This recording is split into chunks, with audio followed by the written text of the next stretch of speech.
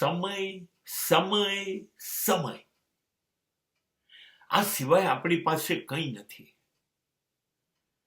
મર્યાદિત આયુષ્ય 50, 60, 70, 80 વર્ષનું જે ઉપરથી નક્કી કર્યું છે એ આપણને મળ્યું છે. અને એમાંથી અડધા વર્ષો રાત્રે સૂઈ જવામાં, પછી બાળપણમાં, પછી ભણવામાં, પછી નોકરીમાં ને કમાવામાં જાય છે. તમે વિચારી લો, તમારી પાસે સમય છે ક્યાં? સમય આમ કરો છો, આમ આમ આમ કરો છો, એ પહેલા હાથમાંથી સરકી જાય છે. સમય ઝડપથી પળમાં ને પળમાં એક પછી ક્ષણ ખસતો જાય છે. તમારા હાથ ખાલી રહી જશે.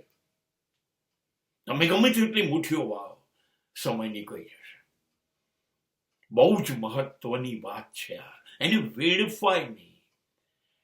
જે જિંદગી આપી છે ને, वो જિંદગી ના મિલેગી દુબારા, ફરીથી નથી મળવાની.